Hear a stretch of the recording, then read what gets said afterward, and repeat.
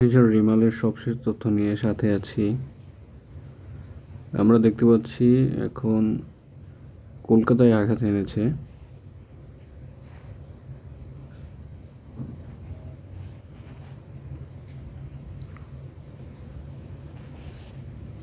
সেখানে সবশেষ যে তথ্য দেখতেছি,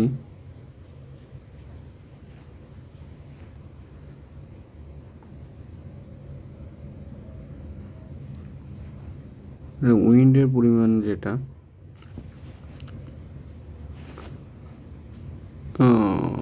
সাথে থাকুন।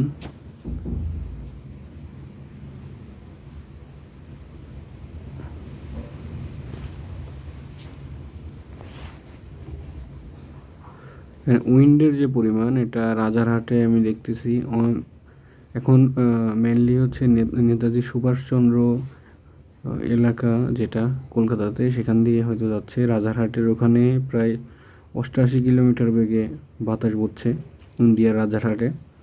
তারপরে ইন্ডিয়ার পরান্দারে প্রায় 39 কিলোমিটার বেগে বাতাস বহমান। সেখানে টেম্পারেচার 27 ডিগ্রি সেলসিয়াস।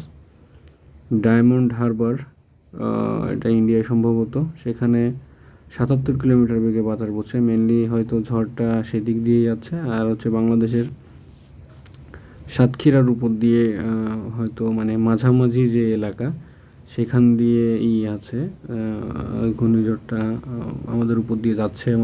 মানে আমরা দেখতেছি যে এটা, কারণ এইখান দিয়ে দেখছেন এই যে শ্যামনগরের এই সাইড দিয়ে হচ্ছে ঢুকছে, যেহেতু ঘূর্ণিঝড়টা সুন্দরবন হয়ে, তো ওই দিকেই দিচ্ছে। এই জন্য সাতক্ষীরায় দেখাচ্ছে যে আপনার 107 কিলোমিটার বেগে। এখন সাতক্ষীরার অবস্থা আসলেই মনে হয় খুবই ভয়াবহ অবস্থা চলতেছে বাংলাদেশে। সাতক্ষীরার ওই সাইডটাতে যেহেতু ঝড় স্টে করতেছে। যদিও এই আপডেটটা হচ্ছে আপনার সাতক্ষীরার আপডেটটা প্রায় 2 ঘন্টা আগের, তবে এখনও ধীরগতির হওয়ায় হয়তো সাতক্ষীরার মধ্যেই অবস্থান করতেছে এটা, অথবা একটু সামান্য এগিয়েছে, যেটা যশোরের দিকে হয়তো হইতে পারে। আর দাকোপে হচ্ছে 46 কিলোমিটার গতিতে হচ্ছে। তার মানে আমরা ধরতে পারি যে দাকোপের দিকে এখন হচ্ছে ঝড়টা অগ্রসর হচ্ছে।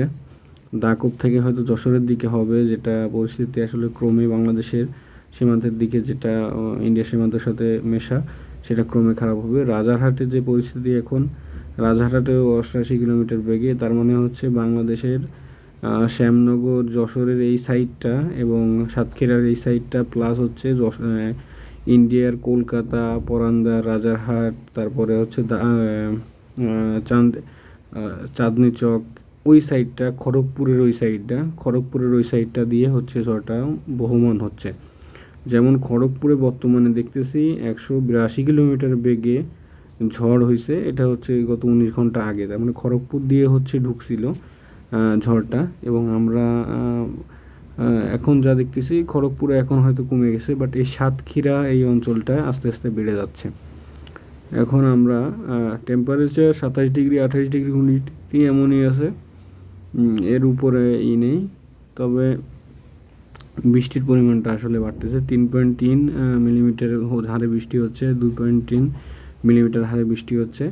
বৃষ্টিতে আসলে যত দ্রুত হবে তত হচ্ছে ঝড়ের কমবে, আক্রমণটা কমবে, ঝড়ের গতি কমবে। কিন্তু বৃষ্টি না হলে, বৃষ্টি যদি কম হয়, তাহলে এই জিনিসটা কমতে পারবে না। আমরা যেটা দেখতেছি এই মুহূর্তে, এখন ভোর 4টা বাজে, 4টা বেজে 15 মিনিট। এখনকার আপডেটটা হচ্ছে এটা, এই যে এখন ঝড় আছে প্রায় আপনার এই যে সুন্দরবন এবং এই যে কলকাতার এই সাইডটা, খুলনার এই সাইডটা, শ্যামনগর, সাতক্ষীরার এই সাইডটা দিয়ে হচ্ছে এই ঝড়টা আছে। এই গোসাবা, শ্যামনগর, হলদিবাড়ি, মানে মেনলি সুন্দরবনের উপরেই এখন ঝড়টা আছে।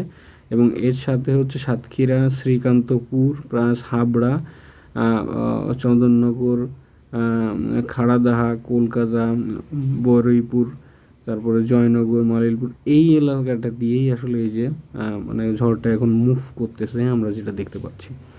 সো আমরা ভালোই দেখতেছি যে ঝড়ের যে তীব্র গতিমাত্রা, 5 ফুট জলোচ্ছ্বাস নিয়ে ঝড় আঘাত এনেছে। যেহেতু এখন জোয়ারের টাইম হওয়ার কারণে প্রায় সমুদ্র উপকূল, সুন্দরবনের প্রায় ডুবে গেছে এবং সুন্দরবনে যে সকল বনরক্ষীরা ছিল আমাদের তাদেরকে যথাসময়ে যথাস্থানে তাদেরকে ক্লোজ করে নেওয়া হয়েছিল, যেহেতু তাদের আশ্রয়স্থলের পরিস্থিতি ভালো ছিল না, যেগুলো হচ্ছে গভীর বনারণ্য এরিয়া। সো তাদেরকে হচ্ছে ইসে নিরাপদ আশ্রয়স্থানে আগেই সরিয়ে নেওয়া হয়েছে বনরক্ষীদের বা বনকর্মীদের।